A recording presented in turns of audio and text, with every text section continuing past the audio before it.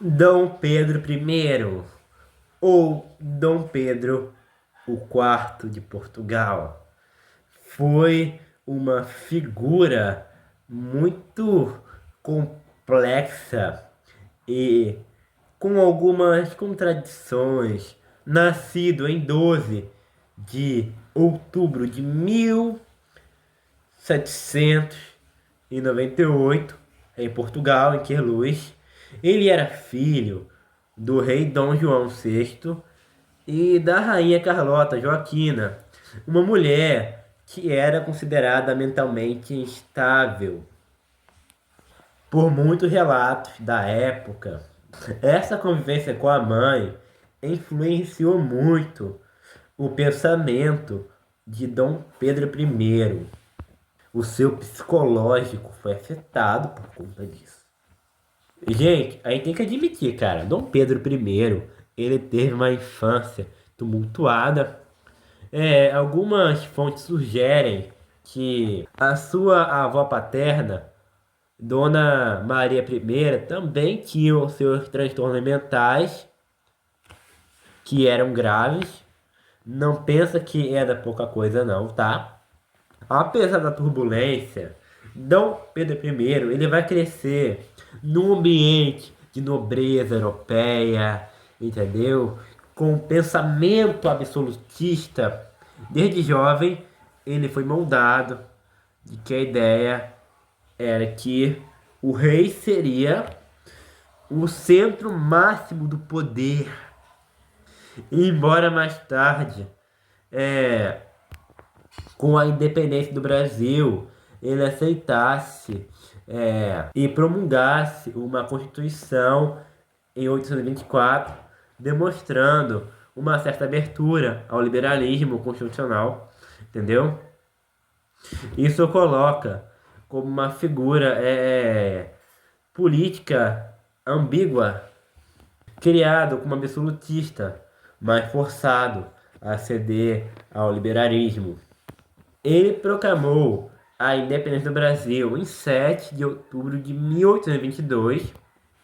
Ele subiu ao poder como imperador do Brasil e teve papel fundamental para que o país não acabasse fragmentado, como aconteceu com as colônias espanholas na América.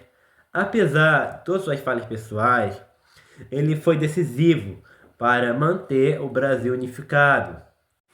Apesar disso, ele não conseguiu manter a Cisplatina, que seria o Uruguai. Ele não teve pulso para isso, mas sem ele a situação seria muito pior e estaríamos muito mais divididos.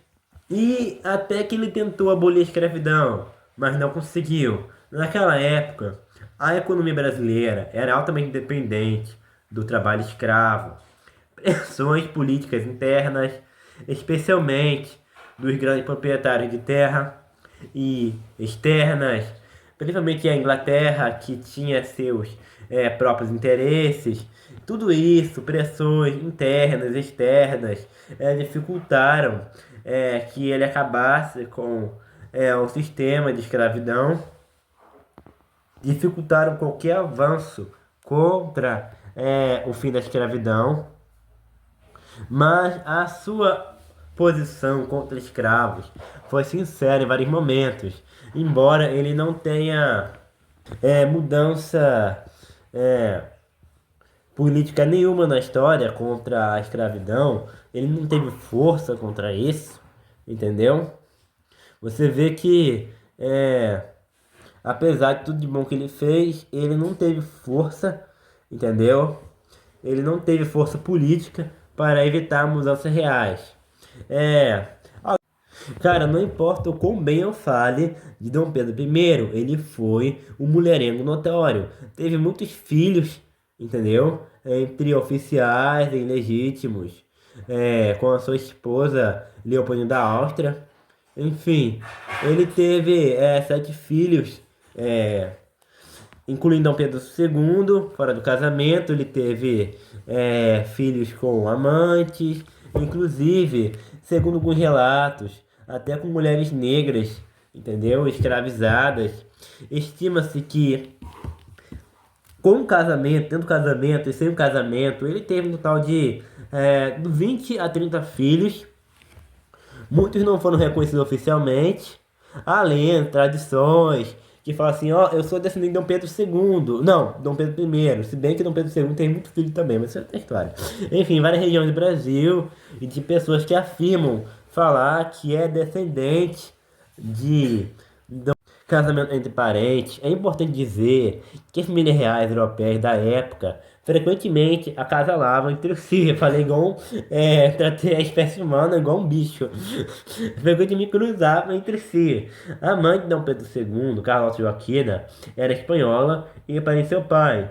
E isso não me surpreende nem um pouco, pois a maioria das casas reais da Europa tinha alguma ligação genética, né? Casamentos arranjados, o que levava a sérios riscos genéticos, entendeu? Doenças mentais, deficiências hereditárias não eram raras. Contudo, numa informação científica de que Dom Pedro I tivesse endogamia em algum grau preocupante em sua geração, entendeu? Teve uma guerra contra Dom Miguel, sim, em Portugal, depois da morte de Dom Pedro.